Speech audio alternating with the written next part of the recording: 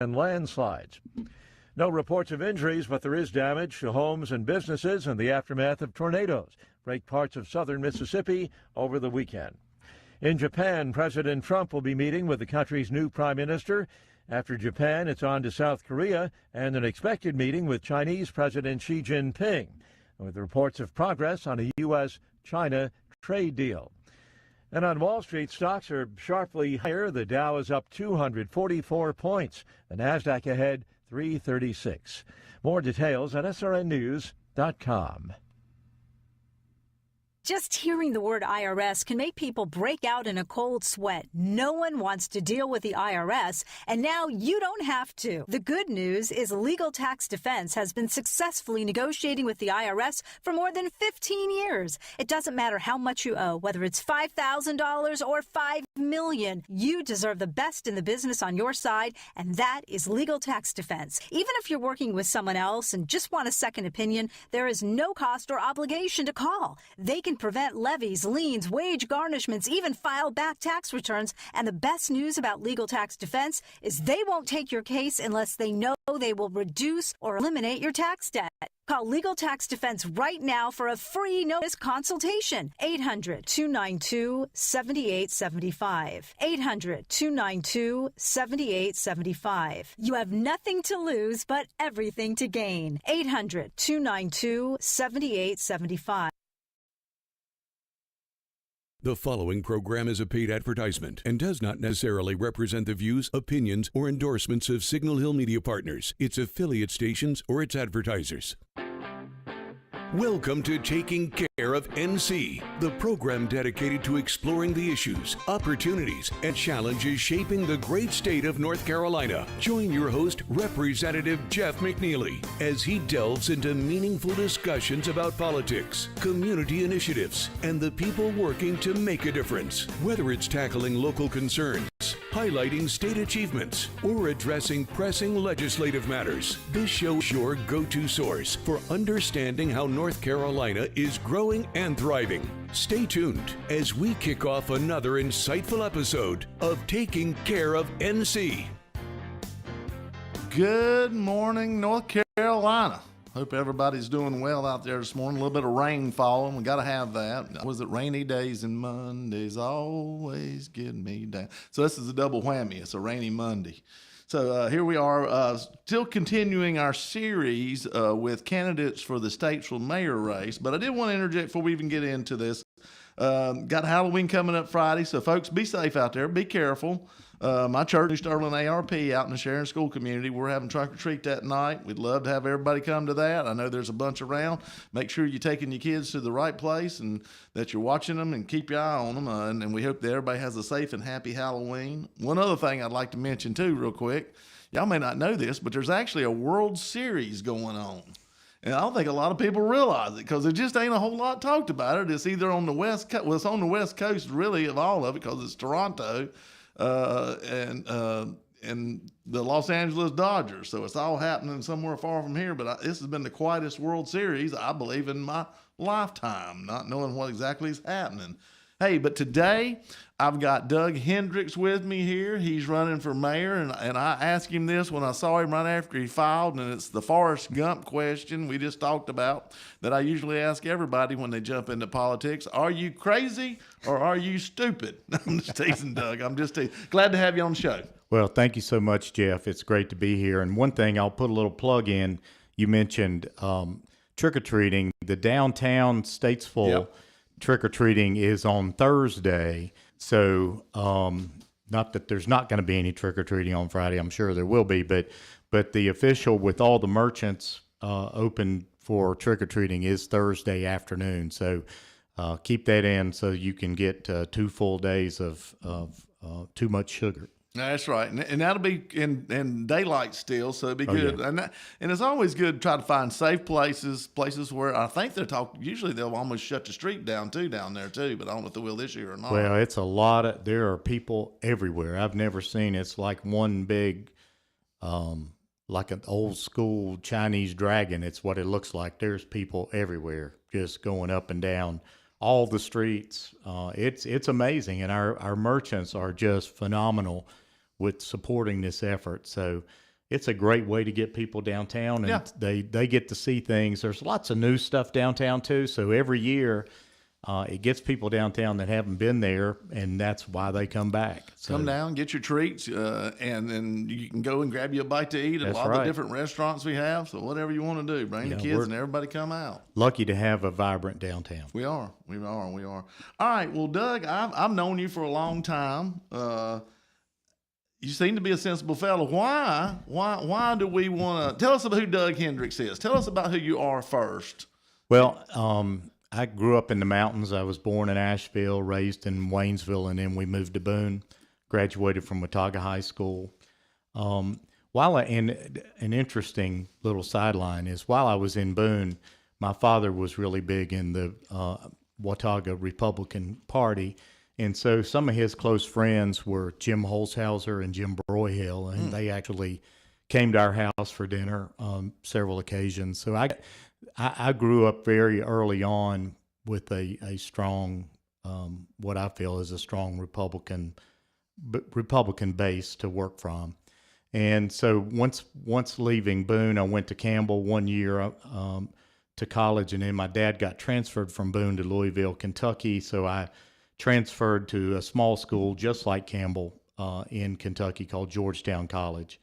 And so that's where I graduated from college. And as soon as I graduated, I moved back to North Carolina. I came back to Asheville, where I started my banking career. So I was in banking 40 years, retired 2 years ago, October 1st. And the cool thing about being the kind of banker I was during the time I was a banker was bankers were expected and also allowed to be involved in our communities. Yeah. So I spent hometown. Right. I spent my 36 years. We moved here in '89 from the Outer Banks, and I spent 36 years doing the things I love to do. I served on the big board of Iredell Memorial Hospital. I served on the Fifth Street board. I was on the Boys and Girls Club boards shortly after they opened. So I have everything from nonprofit boards like iCare and the Salvation Army to the NAACP executive board. I tried to dig as deep into this community as I possibly could. So I spent 36 years while being a banker developing those relationships, but not only that, also developing relationships throughout this community. I've banked so many churches from Beulah Baptist down to Mount Pleasant AME Zion. So I've gotten to know people in this community across the entire community. And while doing this, I gave my heart and soul to this community. So when we moved back into town, and we moved, I mean downtown, we live on Mulberry Street now,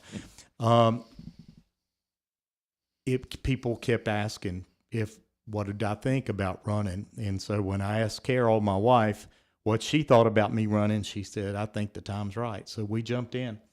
So I don't know if that's crazy or stupid, but it's been quite a ride since then, and I've enjoyed it. I've always been the kind of person that's been out in the market, talking to people, asking questions, getting to know. That's one thing banking trained me is don't spend your time talking about yourself, spend your time listening to other folks.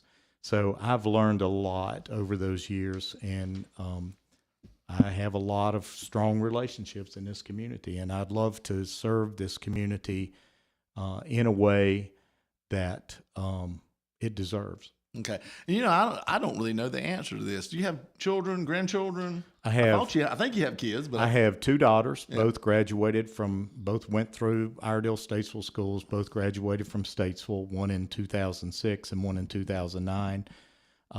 One is married, Haley. She's my oldest daughter. I have two grandsons, Worth and Wells. They live in Farmville, North Carolina. They both went to state. She and her husband both went to state. They have two grandsons, 7 and 5, and they will always be in Farmville because that family has a farm that was founded in 1849, and they farm I don't know how many thousand acres in Pitt County and Greene County, but they will always be there because they're married to the farm too, not just to each other. but they live there. My youngest daughter, Mary Whitted, is a banker. She's with State Employees Credit Union, and she now does kind of what Carol did. She's a certified financial planner for the State Employees Credit Union, and now recently got a promotion where she is managing other advisors. Oh, wow. So she is. I'm so glad I left a lot of my smarts out there for those kids because they are so much smarter than I am. But so kids are grown. So kids are grown now. You got to find something to you got to find keep your something time, to do. huh? I hear you. All right. Well, and, I'm going to be honest with you. It helps because you're going to miss a lot of things that you wish you could be at, unfortunately, doing politics. I couldn't have done it. When I was a banker, people talked to me about running for city council and other things. I could not do what I felt was required of me professionally and in the community to run for office while I was a banker. But now that I'm not a banker, I think timing's right. It takes a lot of time. It takes a lot of time.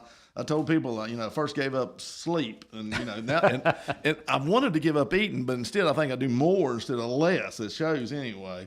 All right, so you've kind of told us who you are. You've kind of told us, I guess, why you want to run for mayor. Maybe you want to expound on, is there some one thing that really just got to you that says, I think I want to be mayor, or is it just a culmination of time and building and how much you care about this city? Well, I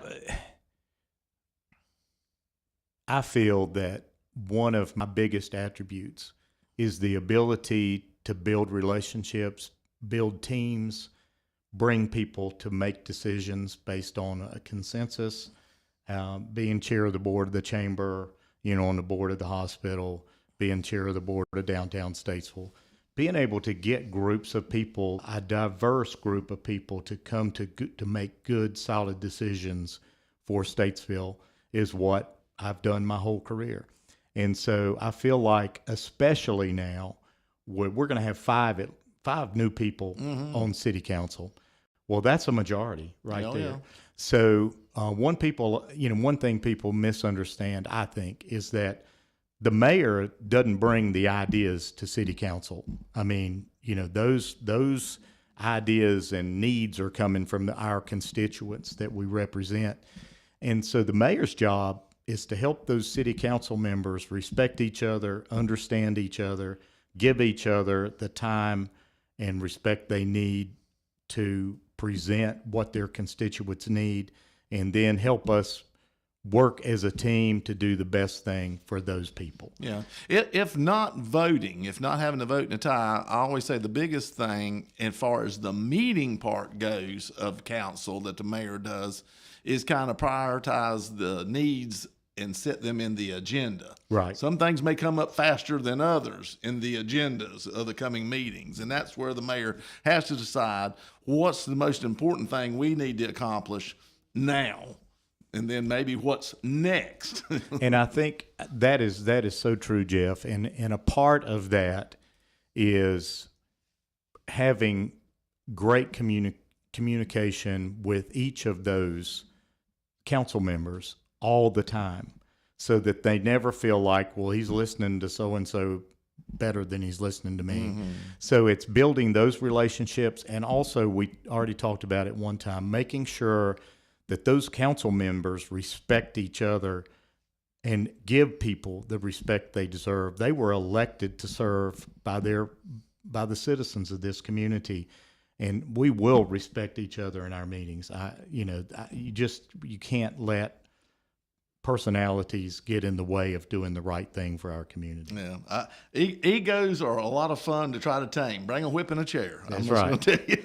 I always tell everybody that there's 120 egos in the House of Representatives, and mine's one of the smallest. Y'all think about that out there. That's scary. Yeah. All right. Now we're going to move on here. All right. Here's the next question is, what is the biggest problem issue facing Statesville at this time, and how would you go about trying to fix it? Well, we have, obviously, public safety, things like that are always top priority. So the police department, the fire department, emergency services, all those kinds of things. But a lot of times people forget the importance of our other infrastructure, roads, water, sewer, water treatment, those kinds of things. Those are public safety issues, which are equally as important. So we've all seen what's going on with the roads. What's under the roads, right? And so we've had so many crazy issues with sinkholes, and then we have the DOT coming through, and they're tearing up the road, and then they repave it, and then immediately a fiber optic company comes in and tears the road back up. So you would love to see better communication between the North Carolina DOT and the cities and counties, just so that would have been so cool to be able to all work together and get all that stuff done at the one time instead of repetitive, because we are we have people struggling to get to the polls for early voting because they don't know how to get around Stockton Street. It's tricky right now. It is. So you've got to, if you haven't been here, like all of us have, all these years.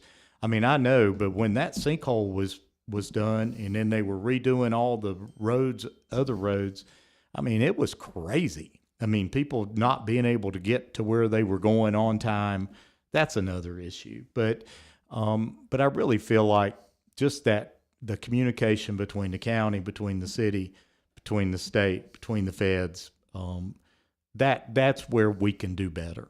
Statesville can do better. Well, and I've said this too. I really think that, and I've got Carpo doing it now, and people I guess think I'm crazy and ain't got nothing else to do. But I would appreciate if the minutes were emailed to me from the previous meeting, just so I can kind of keep up with what y'all are up to. I mean, I've got Statesville, that's my main one, but Troutman's right there too. Love Valley's out there, Harmony's out there trying to grow. So there's other little municipalities inside my district, but I have people come to me and tell me, hey, what are they building out such and such? And I'm like, well, they don't tell me everything. I don't know it all. And I don't have to know it all, but I would like to hear what is going on. And emailing a set of minutes out to your representative and your senator, not a bad thing. Not a bad thing. I mean, I think that's just makes some sense, to me. Well, that's good for the city. Emily sends the minutes out to anybody, and the agenda and what all the supporting documentation for each city agenda, and that's key, and we need that. We just have to do better of communicating with each other, because it not only saves Statesville city money, it saves the state money. If we're all, if we work together on the same, if we're doing the same thing at the same time, if we could do it together, then everybody's going to save a little money. Yeah, and there'll be less downtime too. Right, and it will be less impactful. I mean, you look what's going on around the hospital right now. They're having to tell ambulances, well, you can't get to the emergency room that way today. You've got to come. Well, that's a serious deal. Mm-hmm. And so they're doing a great job. John Green and his team are doing a great job and working with the other folks, Ron and others at the city. But, it took a lot of communication during the sinkhole deal. I mean, those poor, our merchants and others, Myers Tire and all those people down on East Front, dealing with all those issues, making sure that people know we're not closed. Right. It didn't help business. I'm sure. It did not. And then now the police station's going up and the parking deck. And the parking deck. I mean, that's exciting. Yeah.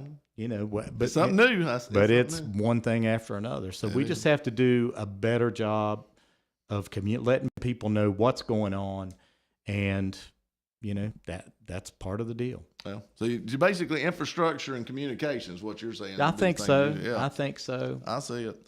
All right, here we go. The citizens of Statesville pay some of the highest tax rates in the region.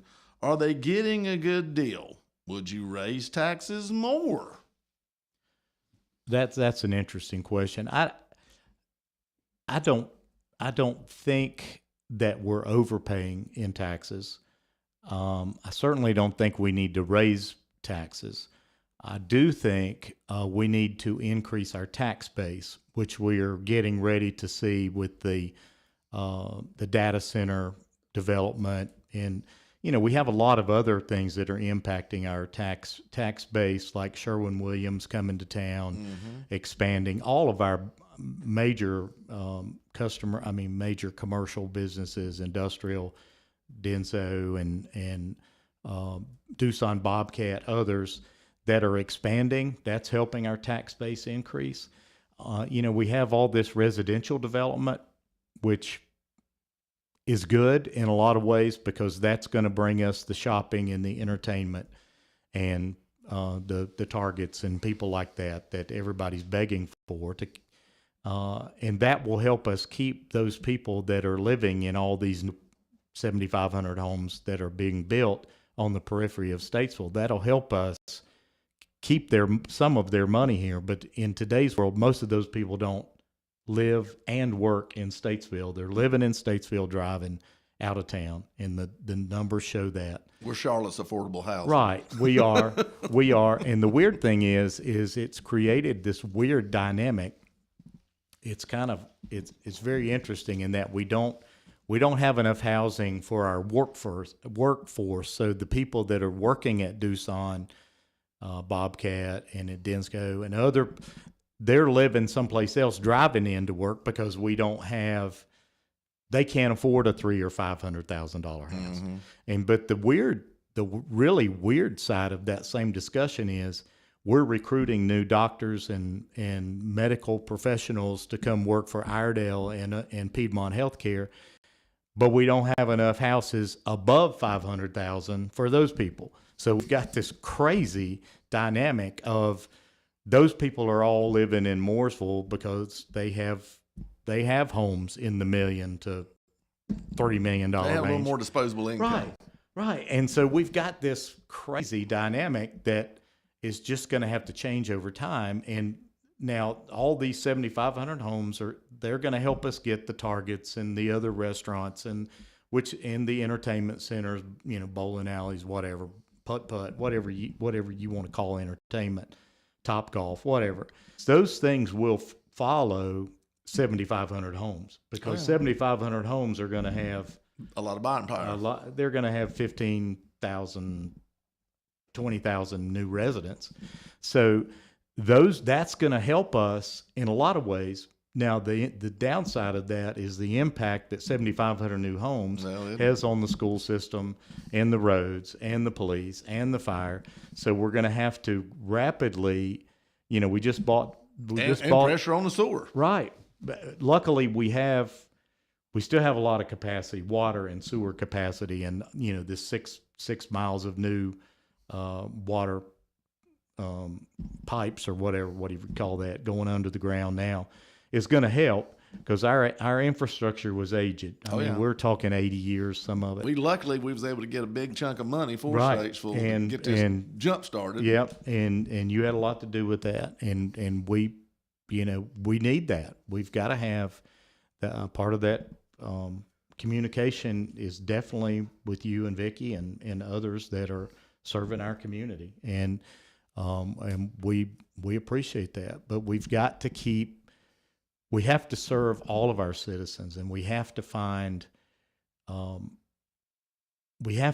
ways to provide housing for the people that are working in town, and which is going to mean we need to find more ways to provide childcare for these kids. I mean, you're making some of these youngsters that are married, both have incomes, are spending $2,000 a month for childcare. Yeah.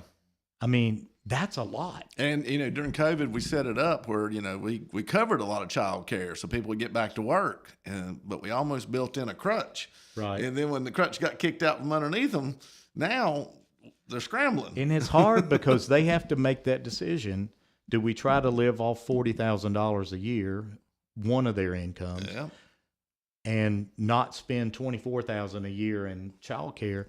So, but what we're hoping and what we think is that as part of making Statesville better, we find ways to incent entrepreneurs to open child care centers inside the communities so that these people don't have to drive, add transportation expense to their child care expense. So if we can start to identify these kinds of needs and meet those needs inside Statesville, then that not only helps continue to build wealth and personal income with these entrepreneurs who are opening these new facilities.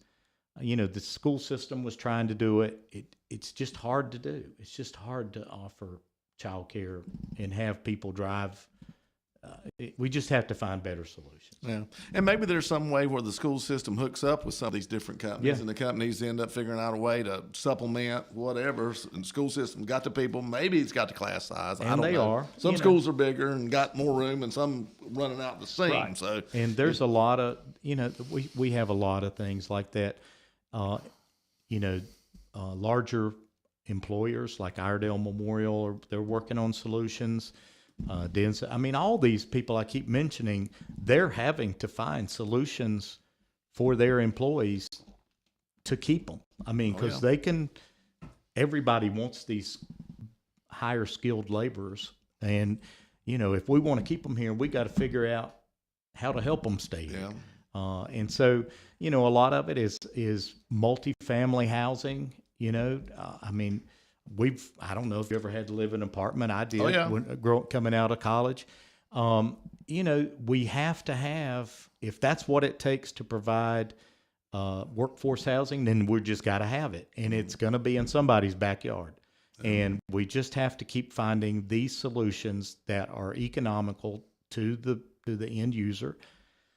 And hopefully they can then use that as a stepping stone, like you and I did, to buy your first house. Now, our first house probably cost $70,000. It's hard to find a $70,000. Brand new. But the rates were 13 3/4. But how we did that, you look back. But we have to help all of our citizens have the opportunity for, I guess, what we call the American dream. Being able to prepare them for home ownership. That's not for everybody. And, I know. But it is for a lot. And we need to find ways to provide housing that they can afford.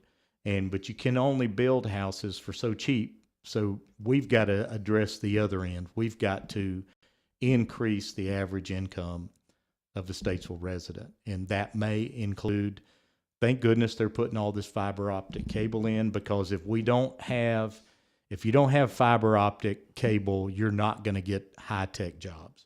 You've got to have that infrastructure. Once again, we're back to that. Got to have that infrastructure. You got to be able to flush the toilet, and you got to be able to get a signal. And broadband is, there's an effort nationwide to make sure everybody has broadband. But if you're trying to recruit, like these folks that'll be working with AI coming out of the new data center, you've got to have the fiber optic cable. It's safer, it's faster, it's so much better, and it enables us to have people working from Statesville for whoever, and that's money. That's where our money goes, from 55,000 average household income to 75 or 80 or 90, and once you hit 80,000, then you can afford a $300,000 to $500,000 house. Mm-hmm. But at $55,000, you can get a Harris Teeter. That's $200. Yeah, the most you can buy with a $55,000 household income is about $200,000. You can borrow about $200,000. There's no houses being built for $200,000. No, I know. So we just have to be better. We have to be better. Those lower end houses took off in price in just the last 4 to 5 years, and I'm gonna say some of it I'm gonna blame on the past administration. I'm gonna blame on COVID that nobody could help too. That was just a lot of things. You went from a shutdown of the industry because of a pandemic, and then we came out and inflation took over, and so that jacked the price of everything you build, and those middle-level houses just disappeared, and the ones that are old that are in that place realized there was a shortage, and they got and demanded a higher price, and are getting it for ridiculous amounts of money for what the house is. And they, unfortunately, a crazy dynamic started happening where these large companies were buying the brand new houses and renting them. Yeah, we got that. And so instead of a first-time home buyer going in there and having a $1,100 house payment, these companies bought up these houses and are renting them for $1,600 to $2,000 a month. And that's happened everywhere. That's not just Statesville. I mean, that's a business model that is working very well for those big companies. So Tell you what, let me get you to hold that thought because we got to take a break. We're going to get you on the back end of the show. So let us take a break because it's 11:30. I told you this just goes by so quick. We're going to go to break, folks. Hold on. We got a couple more questions for Doug, and he's got to get back and try to get you to vote for him. All right. Kids across America are going to school hungry. Millions of kids every day. But one simple thing can help change all of this for a hungry child in America. Good, healthy food and the energy it brings. With help from caring people across America, No Kid Hungry is providing healthy meals and hope to hungry kids so they can build better futures. To learn more about ending child hunger in America, go to helpnokidhungry.org today. We all want more for North Carolina. More boundless views, more adventures in the outdoors, and more clean roads to get there. But to get more, we have to do less. Less littering, that is. Make it your nature to trash your trash and keep NC clean. And we'll all have more reasons to love North Carolina. Litter less, get more. For more on the 7 outdoor NC Leave No Trace principles, visit OutdoorNC.com. Sponsored by the North Carolina Association of Broadcasters and Visit North Carolina, a part of the Economic Development Partnership of North Carolina in cooperation with this station. We all play a role in keeping our community safe. Every day, we move in and out of each other's busy lives. It's easy to take for granted all the little moments that make up our everyday. Some are good, Others not so much. But that's life. It's when something doesn't seem quite right that it's time to pay attention. Because only you know what's not supposed to be in your everyday. So protect your everyday. If you see something suspicious, say something to local authorities. Bravo, Brenda. You've always been a saver. Price matching your price matches. The self-proclaimed queen of extreme couponing. But this time, you've truly outdone yourself. By saving for this electric vehicle, you're locking in up to $1,000 a year in fuel and maintenance savings, which will leave you saying, cha-ching, every time you unplug. Good for your wallet, great for the planet. That's the power of EV. Sponsored by the NC Clean Energy Technology Center and the North Carolina Association of Broadcasters in cooperation with this station. All right, back here for the second half of the show. Got Doug Hendrix running for Statesville mayor, a crowded field.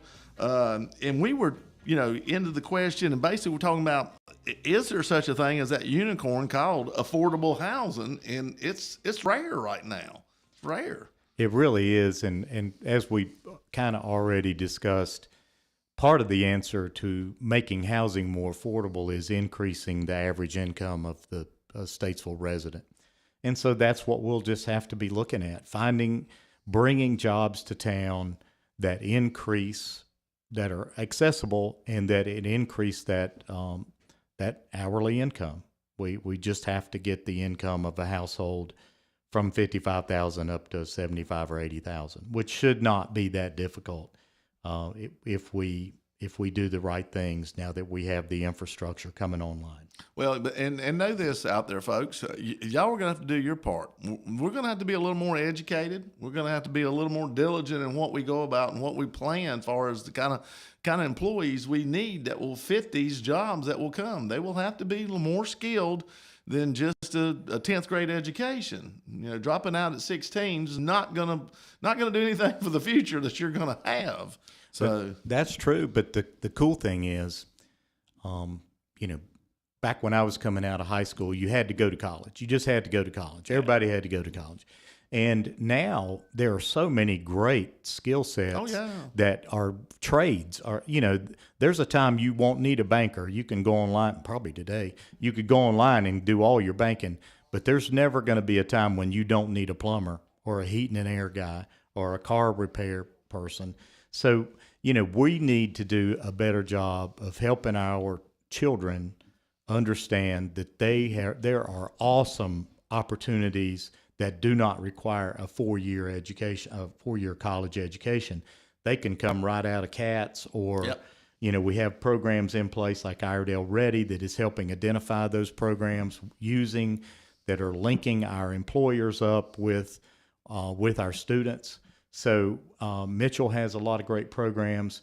So as these things continue to develop, we're gonna have to, and we are doing a much better job of providing the type of education that's going to give our children the best opportunity. All right. We'll jump to that next question here. Some people feel that being the mayor is more of a ceremonial role. Do you believe that is true, and would you change that impression?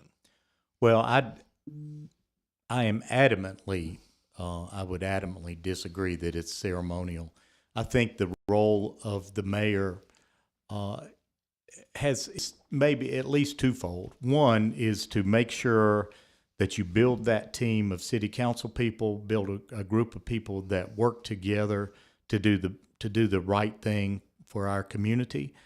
But I do feel that the mayor's role also should be to be active, working with our other elected officials, federal, state, county, and because I think when we leverage our power, we get more for the buck. And I would also bring the North Carolina Department of Commerce. We've already talked about the Department of Transportation.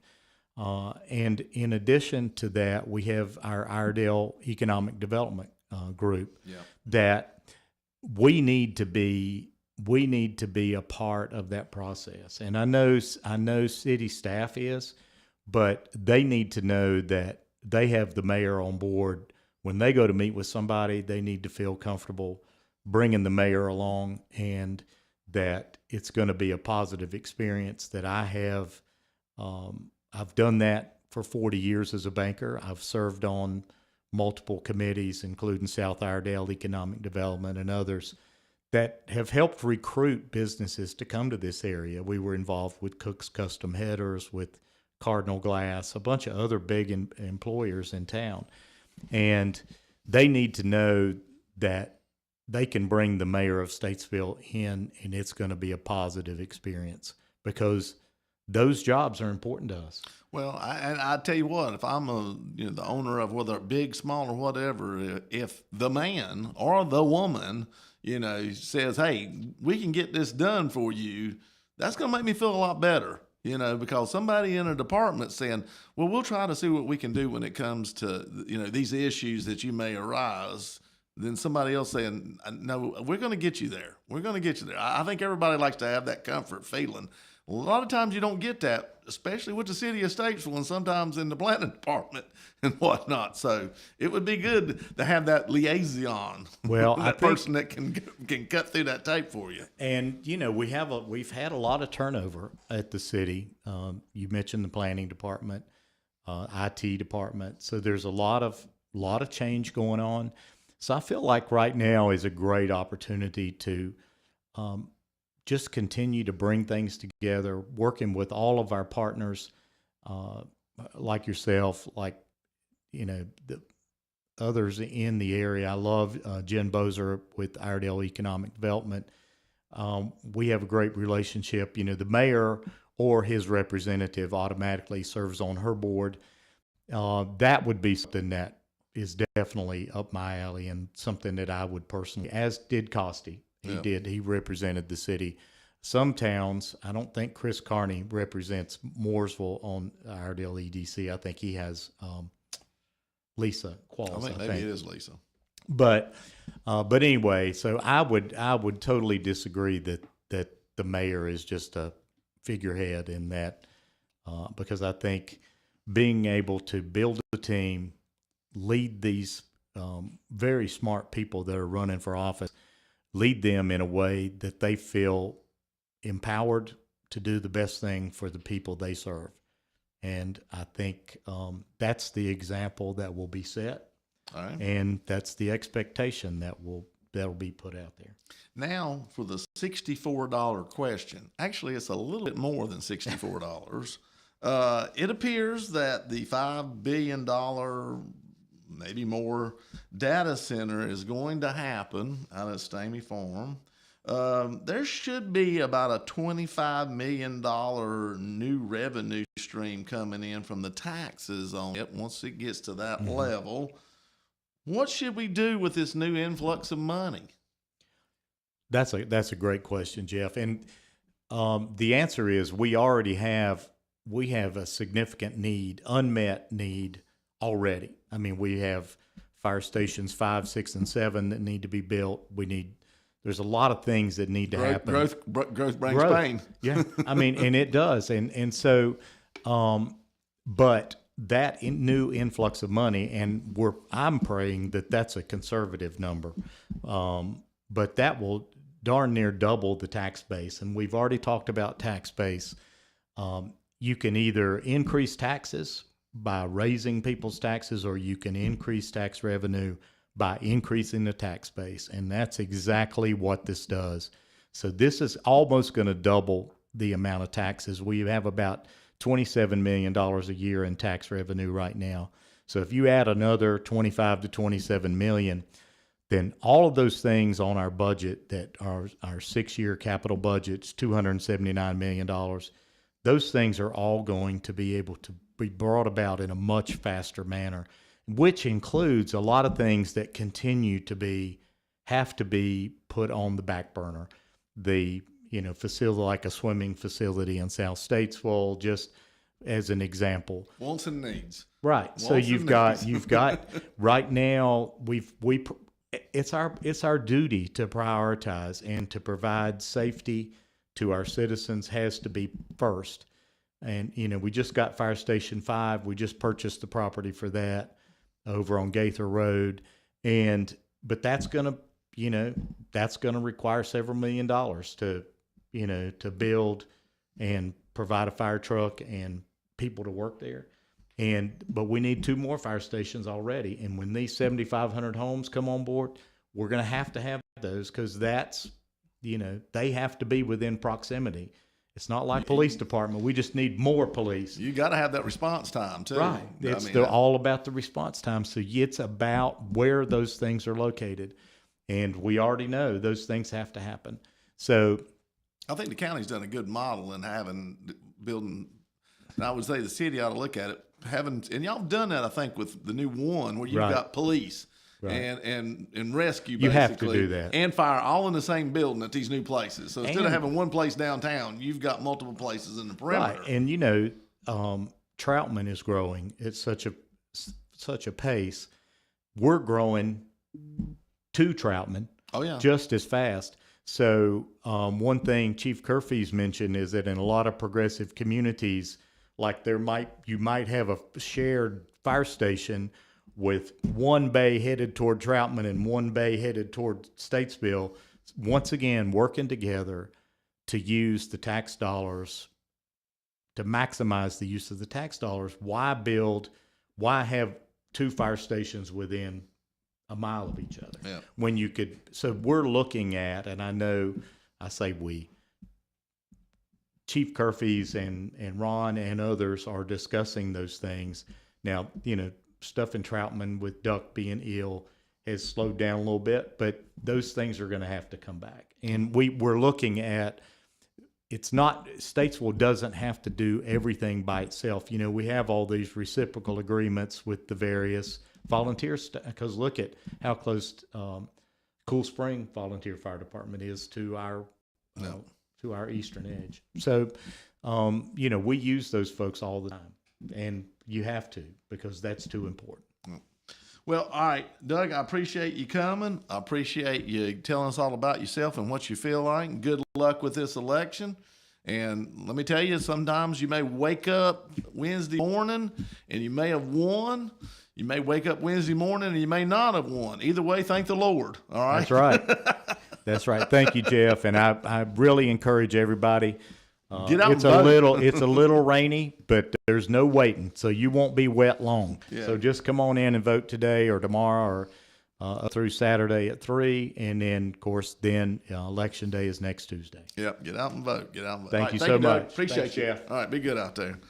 All right, folks. Hey, if anybody wants to call in, 704-873-9929. Love to hear from you, hear what you got on your mind. I'm going to jump into some of my other stuff right now. Get my headphones on in case you do decide to call. Get a little volume up here, you guys. There we go. All right, see now. All right. We went down to Raleigh last week into session and voted to change around roughly about 6 counties in District 1 and District 3. We also passed a bill over to the North Carolina Senate that would raise the salaries for teachers, law enforcement, state employees, and help retirees. So we did a lot of good things in this bill, and we will see. One little catch to this bill was, though, if the Senate passes it, it only becomes law once we get a budget done, which, folks, we are trying our darndest to want to do.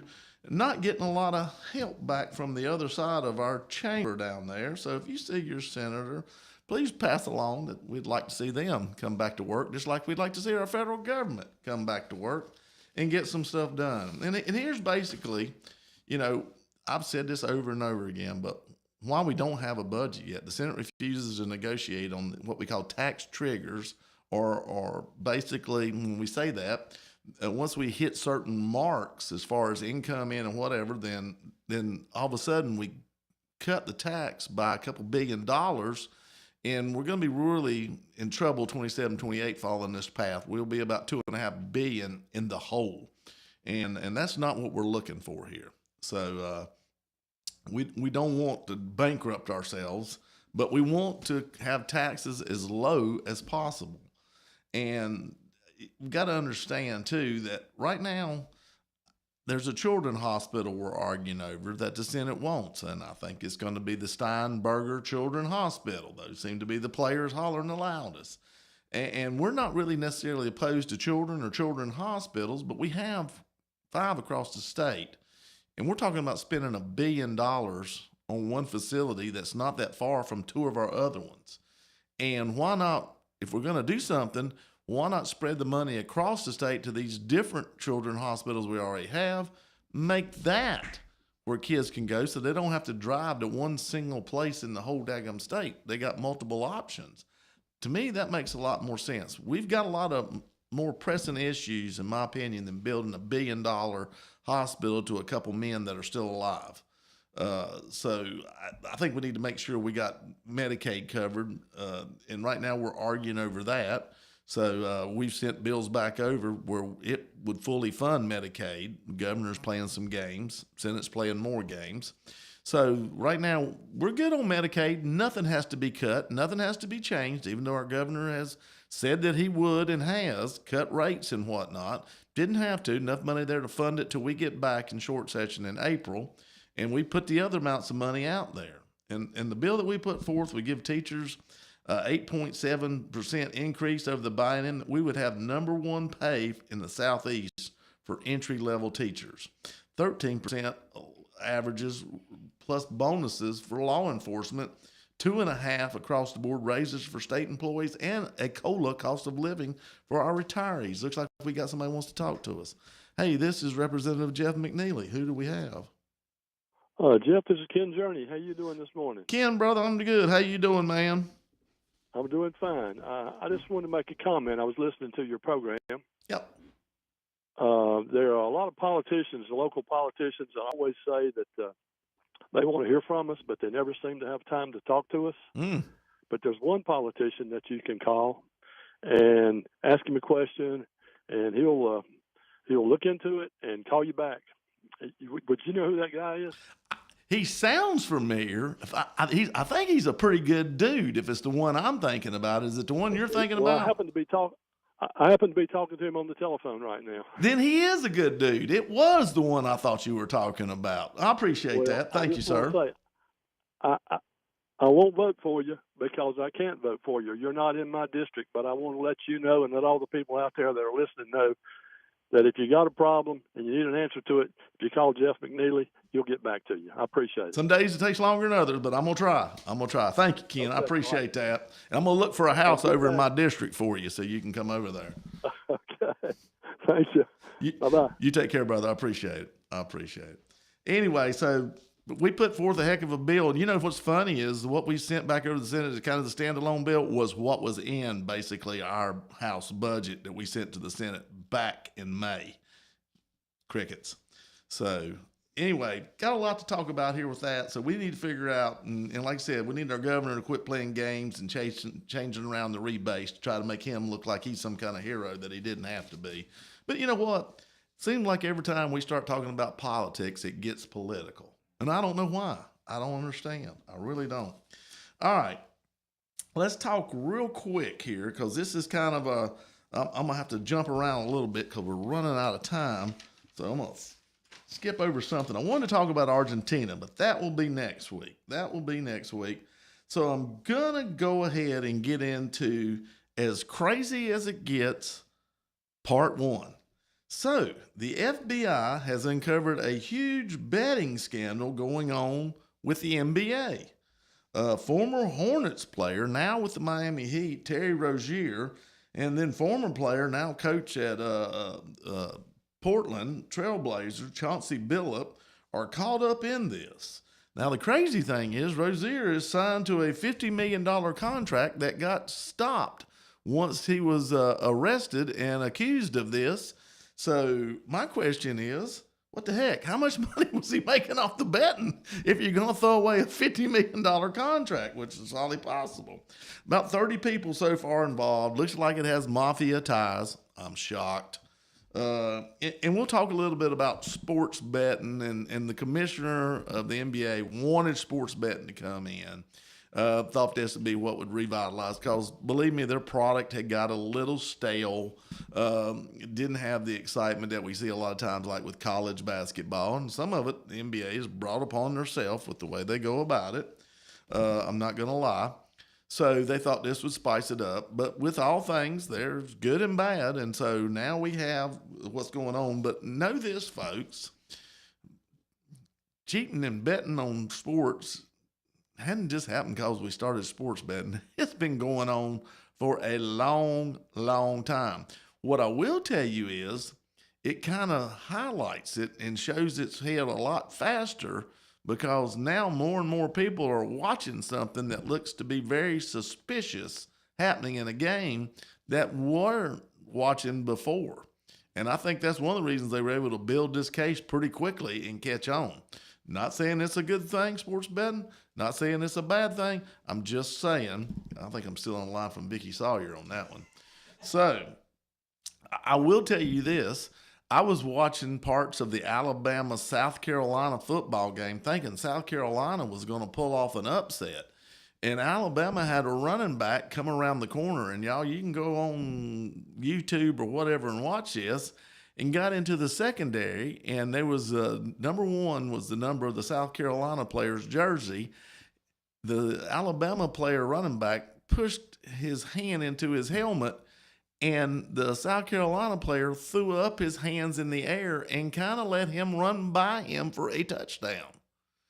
I don't know what that was. I don't know, but you ought to watch it. Something don't look right there. That was about as pitiful as I've ever seen.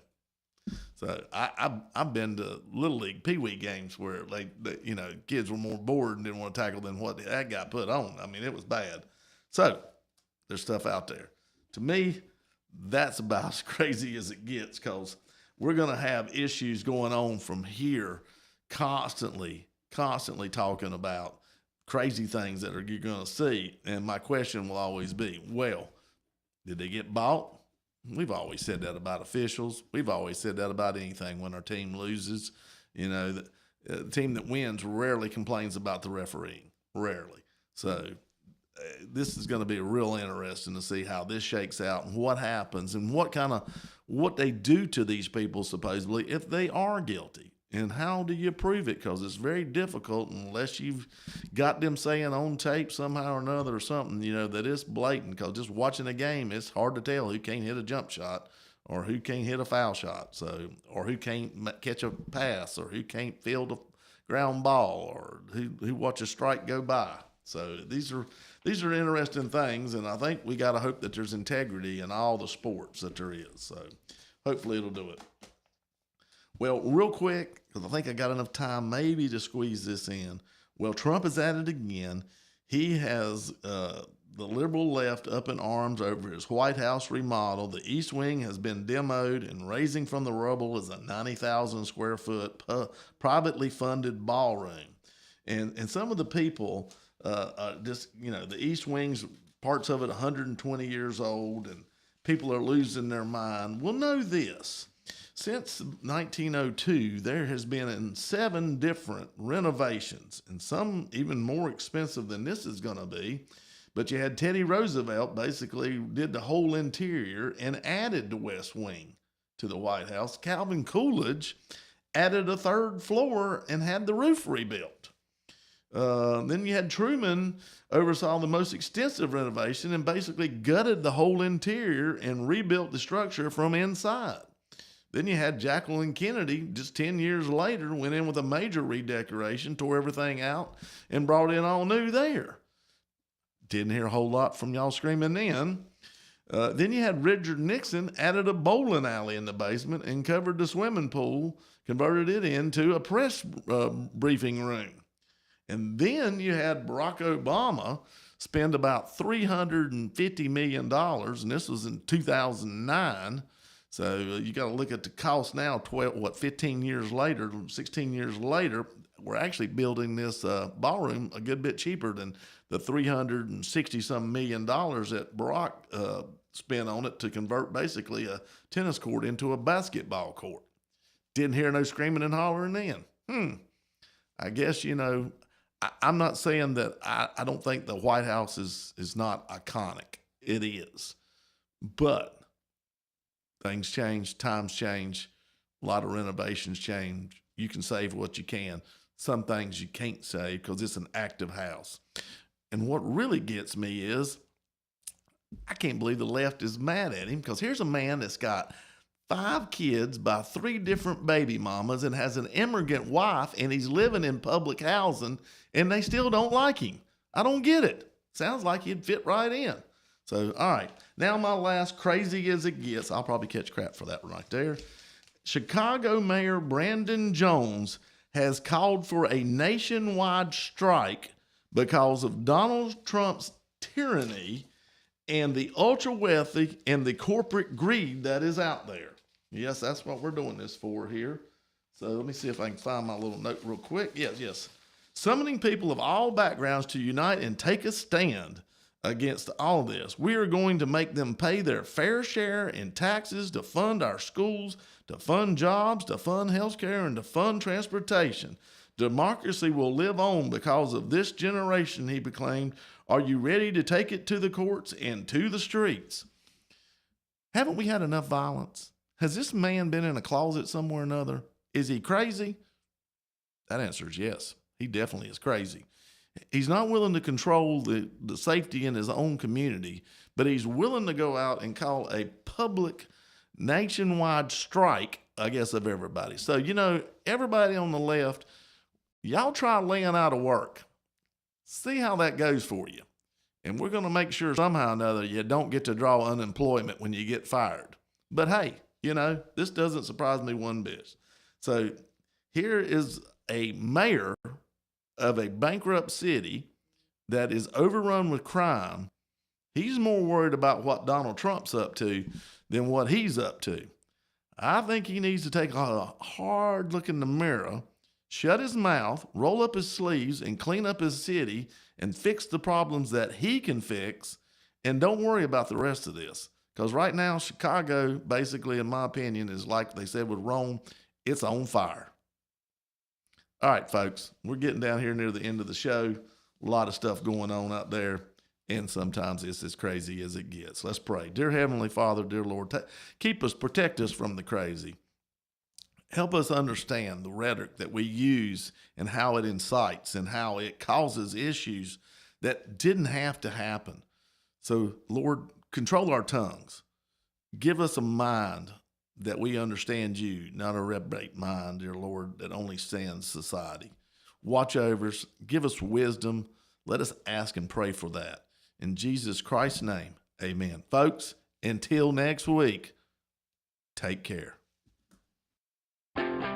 Thank you for tuning in to Taking Care of NC. We hope today's program offered valuable insights into the topics shaping North Carolina's future. Stay informed, stay engaged, and join us next time as we continue exploring the issues that matter most to our state. Until then, take care and thank you for being a part of the conversation.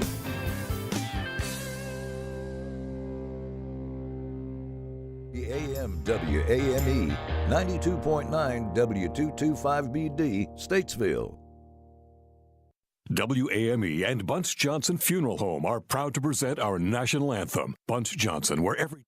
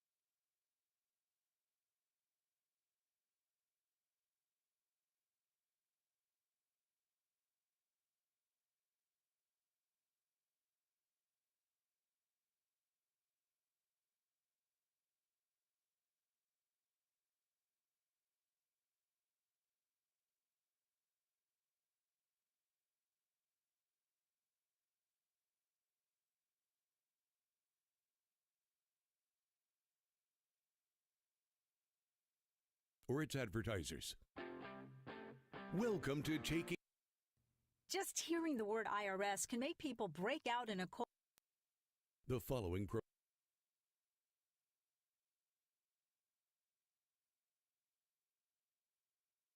North Carolina's future. The AM WAME 92.